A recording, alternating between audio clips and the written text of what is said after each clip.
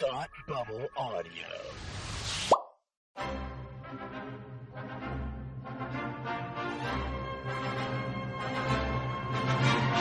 Look, up in the sky! You will never find the more wretched hive of scum and villainy. Welcome to Beer with Geeks with Tim and Frank. Who are you? I'm Batman. I am Iron Man. Your friendly neighborhood Spider-Man. Hi, Christopher. I'm Nero. My name is Inigo Montoya. You're a wizard, Harry. A couple of guys with a couple of beers and a whole lot of pop culture nostalgia. Make it so, number one. Ladies and gentlemen, the Beatles. Named the dog Indiana. Life finds a way. I am serious. And don't call me Shirley. Now sit back and crack open a cold one, because it's time for Beer with Geeks. It comes in paints. Shaken, not stirred. Great Scott! I was way off. I knew it started with an S, though.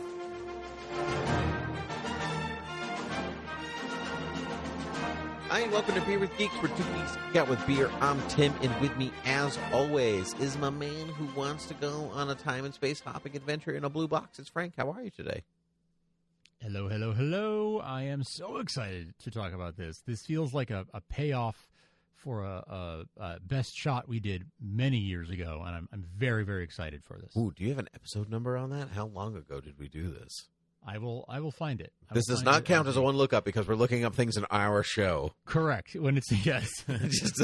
While I'm looking that up, can you tell me about what you're drinking? Yes, I can tell you exactly what I'm drinking. I am drinking a Samuel Adams Sam Summer because it's the summer, because the 4th of July is the thing, you know, because Sam Adams is the thing, because Paul Revere's on the bottle, and that's a thing too. You know, all the things. Anyway, Sam Summer's great. It's a good batch this year.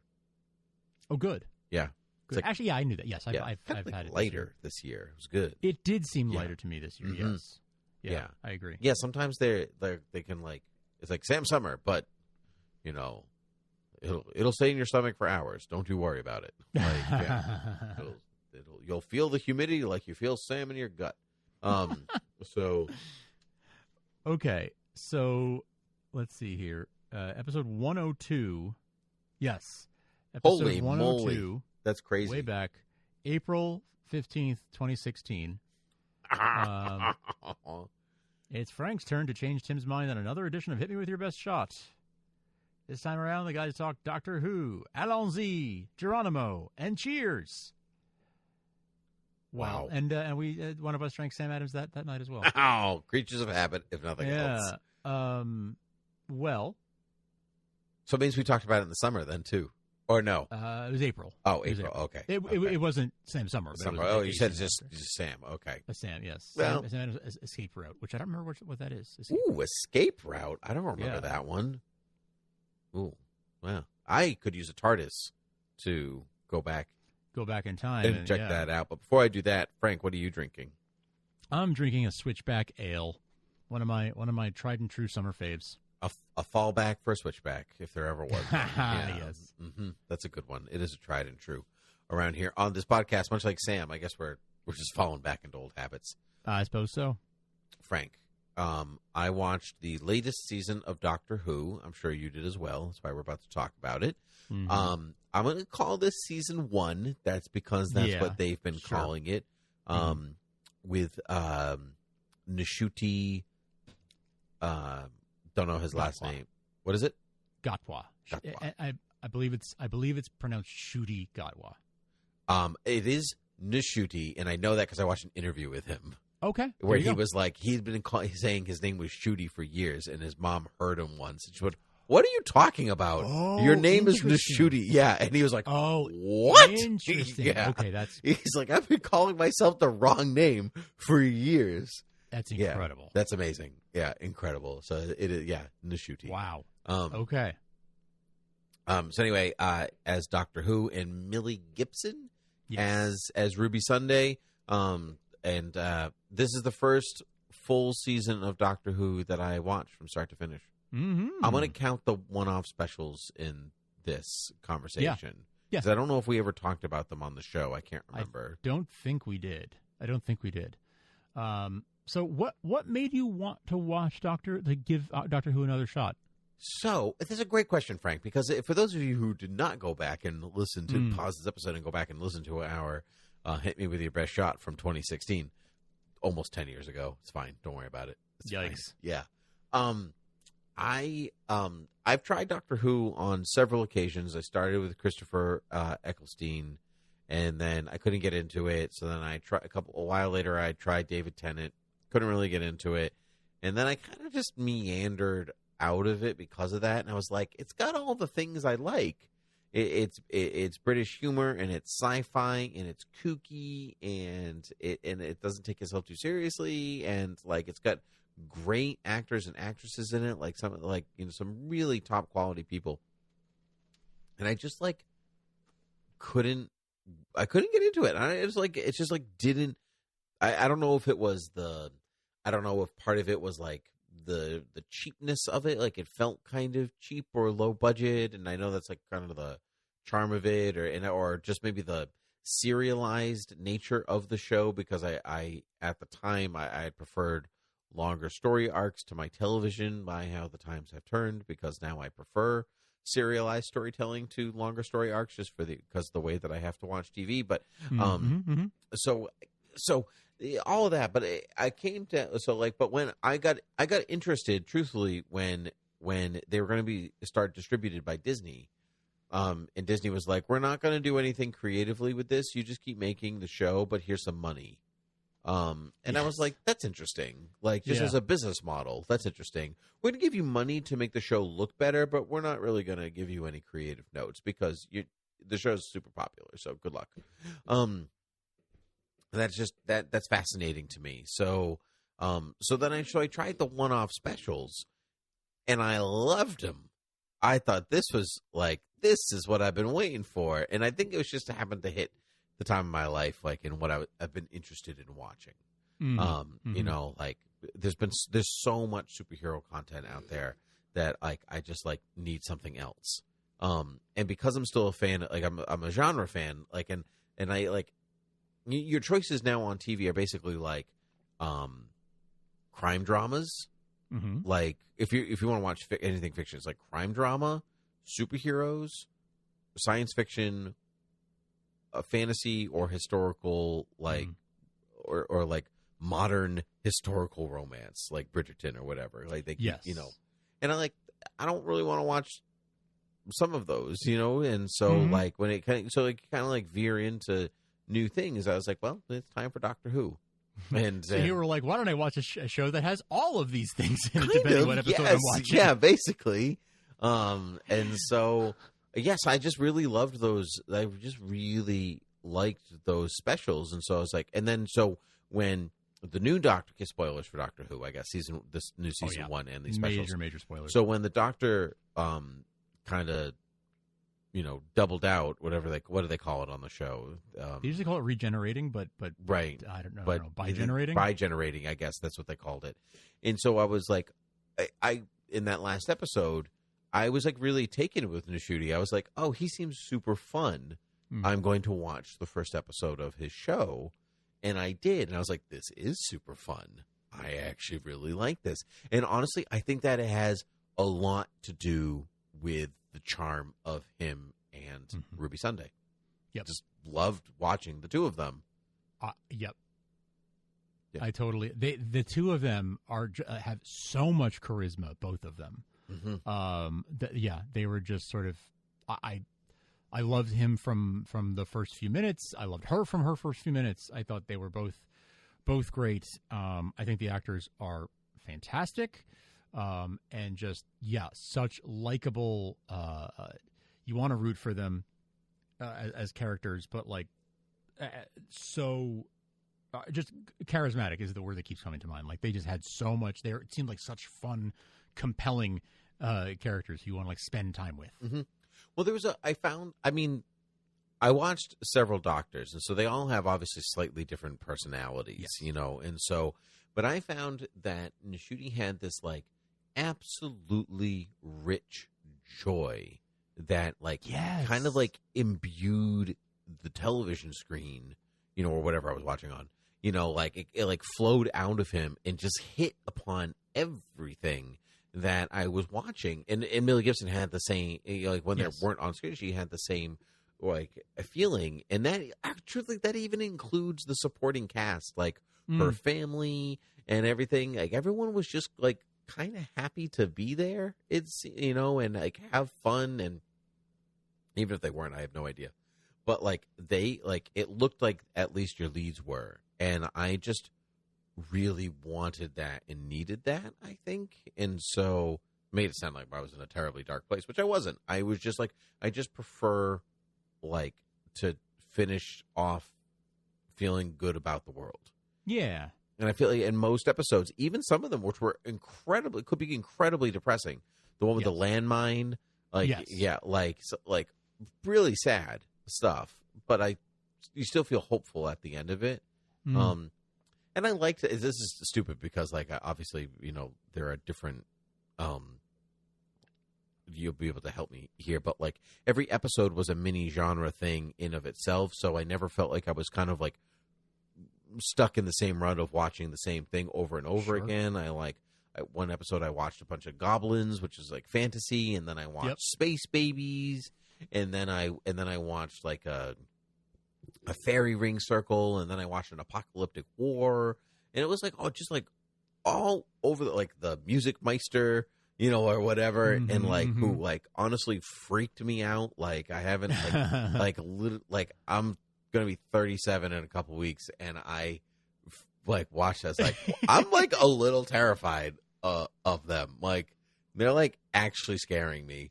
And so I don't really have enough good things to say about it. Like we just talked the last episode about Star Trek Discovery and how like I'm never going to revisit that ever, but I would legitimately rewatch this season, or I'd actually go back and like give Doctor Who a second chance. Nice. So nice. Yeah. What about you?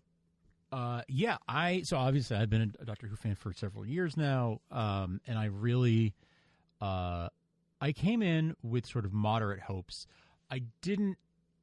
I loved Jodie Whittaker herself as an actor playing the Doctor. I just didn't think she was given great storytelling. I felt like the show was very low energy for a couple of years there while Chris Chibnall was writing the show, running the show. And with the return of, so I don't know how much you know about the behind the scenes, Tim. So I know a little bit. So I know that Russell T Davies. Russell T Davies did run the show for a while. Yes. Yeah. Starting with Matt Smith, with David Tennant. In the David Tennant era. David Tennant. And then and actually, no, starting with Christopher Eccleston. Yeah. Okay. Eccleston. Yeah. And then, and then wasn't on it for, was he on it for Peter Capaldi? He left around the Matt Smith era. Okay. Peter Capaldi, Jodie Whittaker, and they brought him back to run the show. My understanding is that like he signed a 2-year deal. So I think essentially, they had the Disney money. So they backed up a money truck to him and said, "Hey, you ran one of the most beloved eras of the show. Come back and do it for 2 years and sort of train our staff of writers until we pick who's going to be the showrunner." Okay. So I think that's sort of what happened, is that he's here to teach them how to do Doctor Who. Gotcha. I felt like it didn't have the same energy that he had the first time around, but it was still a way more, if the show felt like it was sort of dormant, the writing felt like it was dormant and sort of meandering during the Jodie Whittaker era, it's like it came back to life with Judy. So I'm really, really glad that it's like, okay, this feels like Doctor Who again. This feels like the stories I feel are a little bit more in line with the feeling of the franchise, but different energy than we saw almost 20 years ago, 20 years ago. So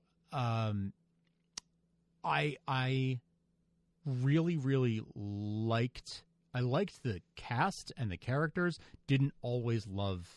I didn't love every story. There were some that I really, really liked. I guess it was kind of a mixed bag for me, which, to be fair, is kind of how I feel about most Doctor Who seasons. Some of them didn't like. Yeah, I didn't love. I liked, but The landmine one I didn't like. Was a little bit boring to me. Like there was things about it to like, absolutely, but it just wasn't. It didn't do much for me. It felt like a bottle episode a little bit. It definitely was a bottle episode. You know? Yeah. But then I really, really liked 73 Yards. Is that what it was called? Which one was that one? The one where she keeps seeing the old woman who's following her 73 yards away. That one was Loved that one. Really touching and powerful in a lot of ways. And that one was quickly followed up by the Bridgerton riff, with Jonathan Groff, which I thought was hilarious. I enjoyed that one very much. Yes, that was fun. That was funny. The villains in that one were sort of a fun, silly Doctor Who type of villain. Yep. The bird noses and everything. Right. Let's see. What were some ones that you liked? Well, though I liked those. I liked the first episode because it got me into the show. I feel like maybe not the most fine tuned, but still good. Yeah. I enjoyed the almost the weird hilarity of the space baby. I was just going to say, that one, yeah, like this, it this was campy, right? A bogey monster down there made of bogeys. I thought that was great. The way that he kept saying "babies, space babies, space babies," yeah, space babies. That was some great stuff. The Beatles episode was a little bit of a letdown for me. That one was a bit of a letdown. Yeah, I thought that the Maestro was full on creep factor in in whatever, but great villain. But I think that's kind of where it ended.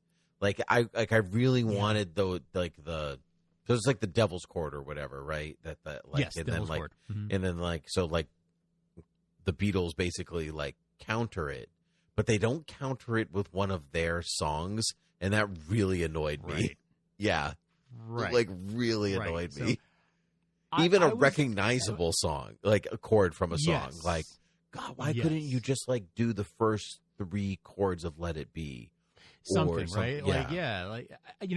What would have been a layup would have been, the chord that they play where they save the day. Yep. If that had been the chord, that long chord that rings out forever at the end of Sgt. Pepper's. Oh yeah. That's right. it, that would be an E, which I think is an E major chord. But it was just a C major chord, which is the most basic. In all of time, we couldn't find the chord that we couldn't find C. All the white notes, C major. No. That is where you start learning piano. Yeah. Well, the point is that they didn't even get that far, and they couldn't get that, and I guess. So. Yeah, but no, I agree. I feel like it was I'm sure that was they didn't want to pay for things. Absolutely. But at the same time, an E chord is free. Yeah, I know. Yeah. And I know. I'm not so much upset that they didn't use Beatles music because that it is expensive and it's hard and whatever. And I mean, you have Disney money now. You could probably, but whatever. Mm-hmm. Sure. But the fact that they didn't really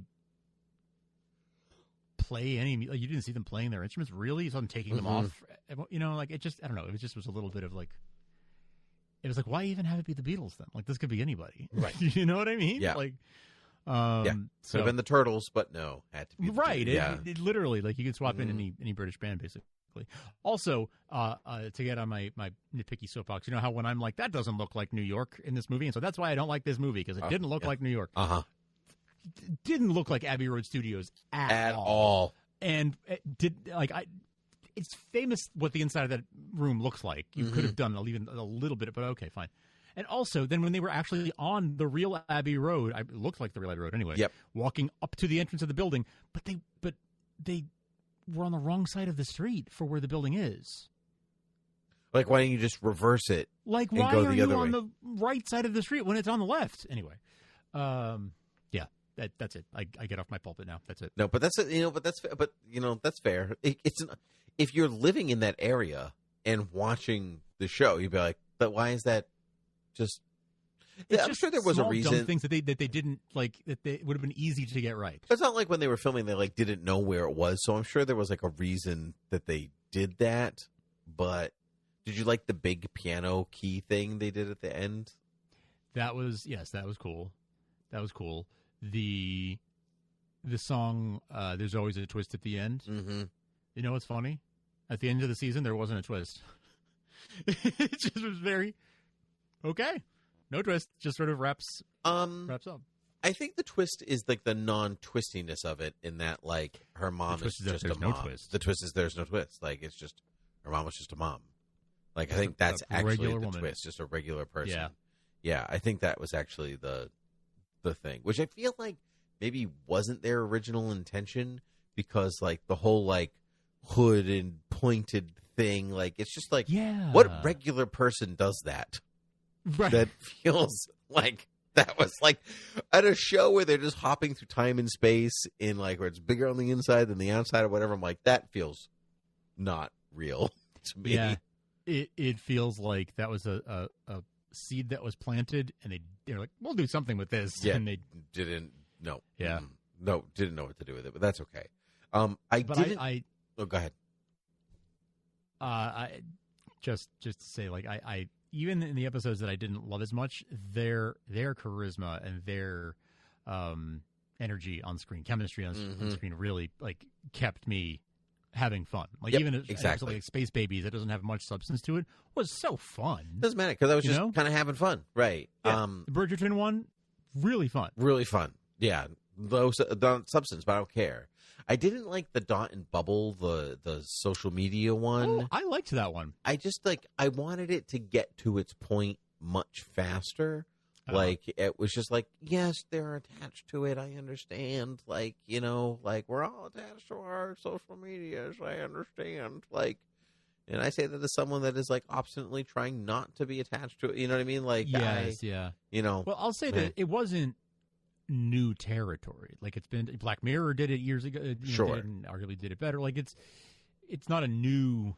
Maybe that's why I was less tolerant of it, I guess. If you're going to do it, if you're going to do something that's been done before, at least have a new angle on it, or a new point of view, or new something to say. But yeah, it felt like one of those like episodes where like they need a break, so I'm going to focus on this rando person.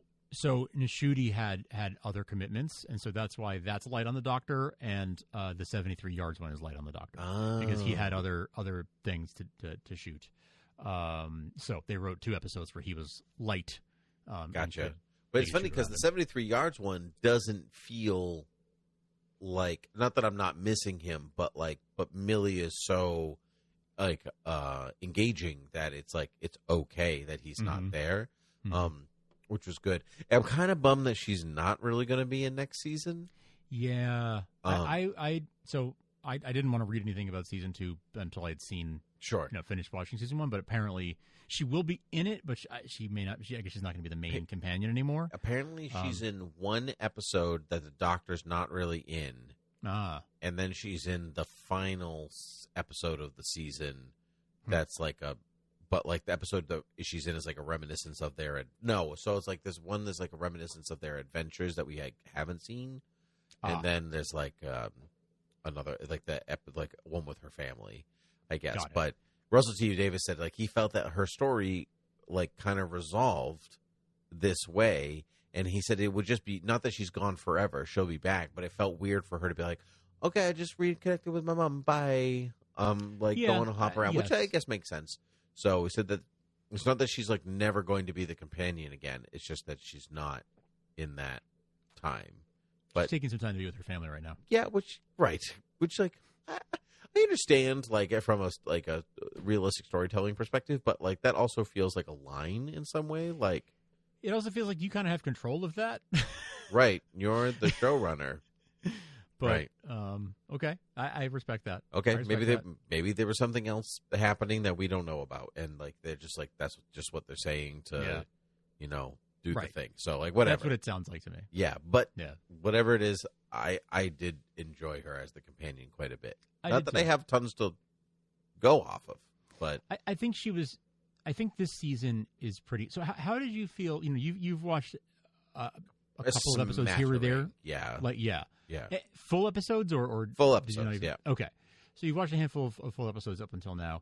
How did this feel? First full season you've watched. How did it feel as like a new viewer? You had some knowledge. You weren't completely fresh going in. You knew a lot of. I mean, basics. I knew the basic. I knew the basic Yeah. in that, like, he's a Time Lord. I think I knew he was the only one left, but I mean, the show tells you enough that it doesn't matter Yes. whether you know or not.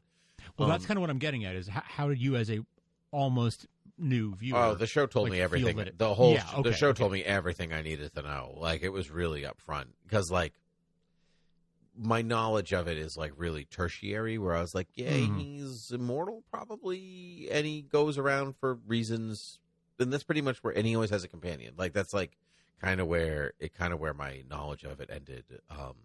So I know that the show was absolutely referencing, like, especially towards the end in the last episode, like, there was obviously, like, a lot of stuff that, like, Whovians would recognize and he, like, there's, like, the scarf that one of I can't remember the actor's name.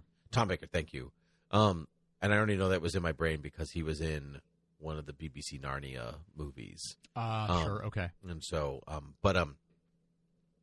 my wife and I were just talking about it. That's why it was in my brain. But gotcha. So, like, I recognized, like, some of those things. I was like, oh, that's, like, the thing that the guy wears, that the other doctor wears. You know what I mean? But, like, I know, like, and I know the villain, like, the overarching villain was, like, in other episodes. But I had to look that up. I didn't know that. Yeah. I was just curious. It was more like I was curious who was doing his voice, and that led me down the path of, oh, so he's shown up quite a lot. And so, but, like, I didn't really get, like, that, say, like, history in the show, but it didn't really matter. That didn't matter none of it really mattered to me, because, like, what mattered the most was the chemistry between the doctor and his companion. Yeah. And I found that incredibly captivating and engaging. And I found the little tidbits of him, like, really feeling alone, like, and how, like, basically every episode was about somebody being alone. Like, it was like, if we were doing Supergirl TV talk, like, I don't know why I said it weird like that, but Supergirl TV talk, I could, like, plug in the season long theme that they were going for really easily. Found family and the nature of loneliness versus companionship and, like, abandonment, like, and they were, like, playing with all that stuff in basically every episode, and, like, I appreciated that even though most of the episodes didn't actually connect to one another, they're basically one and dones. I liked that they were thematically about the same thing, so the continuity of the show felt very organic to me, and so Yes, I just really enjoyed it. He cried a lot. This is not a criticism of Nishudi, but I was like, do the other doctors cry as much as him? Because his heart is so big, it's going to burst with all the tears that he has in it. That was actually a kind of a criticism that I had. Not that he cried being bad, but Russell T Davies, I think, likes to have very emotional doctors. The 10th Doctor, David Tennant, was a very emotional doctor. I think, though, and I wonder if, like, because Nishudi is such a good actor and I think is really good at bringing those emotions and has a great, like, emotional range as an actor, I kind of wonder if that's why they wanted to, like, oh, he's so good at this, let's do it. Like, let's do it.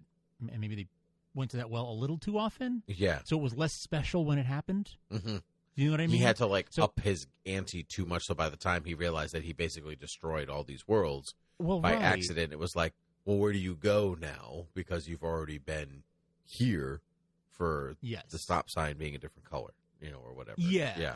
Yeah. So I would have preferred less of the crying so that it had more of an impact when he did it. Mm-hmm. That was sort of a through line that I had. Also, they kept sort of telling us what good friends the Doctor and Ruby are, but we only had 9 episodes with them, so I didn't feel like I saw it. Like he said at one point, like, "Oh, she's my best friend," but like I didn't feel like I saw that. I feel like there was some shorthand going on there of like there's only 8 or 9 episodes, but you're seeing only 9 episodes out of a 13 episode season. Is what it kind of felt like. It's like there's other adventures where they go see the Borg or something apparently, but you don't get to see that one. Yeah, I did get that a little bit. I kind of chalked that up a little bit to, like, first season. Yeah. Like, they're both new, and I guess, and the show wraps up pretty quickly. But maybe it's because they're both engaging that it didn't bother me. Yes, that they were telling me that. Ultimately, ultimately it didn't bother me that much. But I did notice, we are kind of doing a speed run on friendship here, but they're so fun to watch that I didn't really care. Yeah, that's right. Exactly right. Any final thoughts? I am glad that Doctor Who is back in a sense, that it's sort of got its mojo back a little bit. Mm-hmm. I think another season of Russell T Davies will be good for the show, good for the growing the fandom. I hope a lot of new fans find it through Disney Plus. So I actually do have something to say about that. I can speak to that. I don't know if you saw anything about him talking about the streaming numbers or people watching it on. So he said, because I was curious how it was doing, because Ncuti being black and gay, I was like, well, I'm sure there's people who are upset. Someone will like that, or something like that. So I was curious about that. And he said that it was pulling in like 5 million viewers on Disney Plus or something like that, which is these days pretty good. That sounds pretty, yeah. And so I think one of the interviews was like, the numbers aren't as good as some previous seasons of Doctor Who. Is that concerning to you or anything?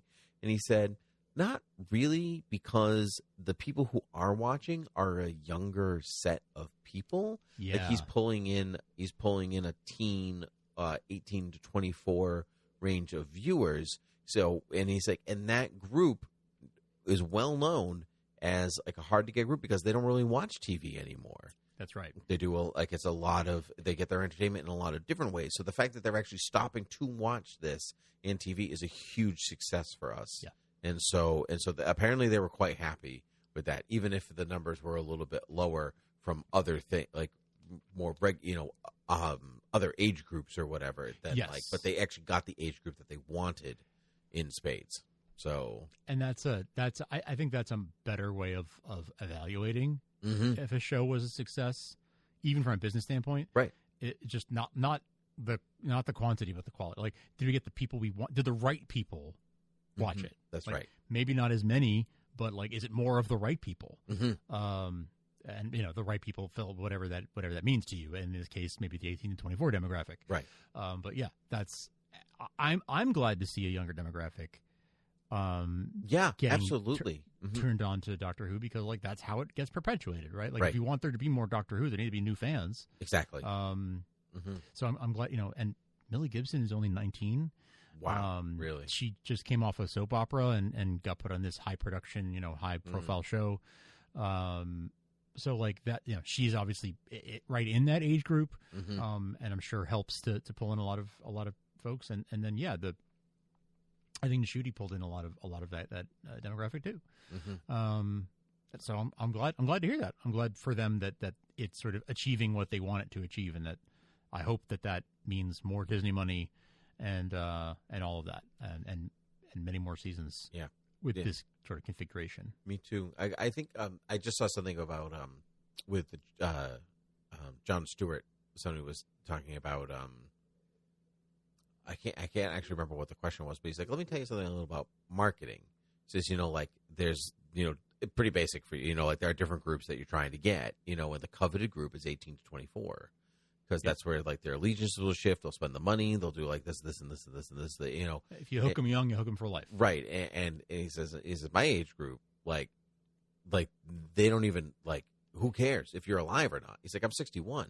He's like, did he watch it? I don't know. Who cares? Like he could be dead. It doesn't really matter because at that point you like what you like.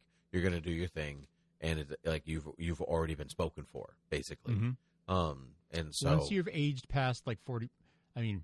It's like 42 now. Yeah, the age brackets go. I can't remember exactly what 35 to 44 or 45 to 54. That age bracket is the last one that anyone cares about, and even I don't really care about. Right.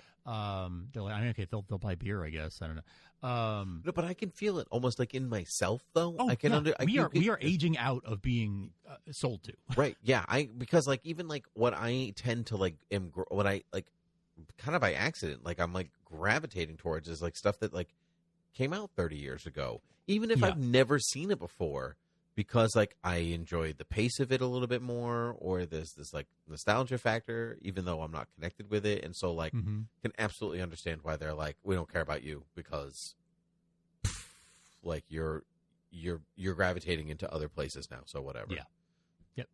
Yep. It's a dark thing, but it is. But it's fine. Whatever. It's how that industry works. Yeah. Mm-hmm. Anyway, Frank, where can people find us? Anyway, Space Babies. You can find us at beerwithgeeks.com. You can check out all the nearly 500 episodes we've made there, and go back and listen to episode 102 where we last talked about Doctor Who, and see how Tim's feelings on the show evolved over time.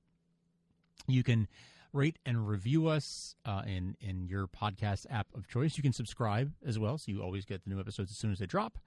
And you can support us at patreon.com/thoughtbubbleaudio. As much as podcasts are free to listen to, they're not free to make. So it's nice to have some help from our listeners to continue making it. Mm-hmm. A little help from our friends, if you allow me to call back to the Beatles from earlier. Nice. Frank, always a pleasure to talk to you. I hope to talk to you about Doctor Who again in the future. But until that time, cheers. Cheers.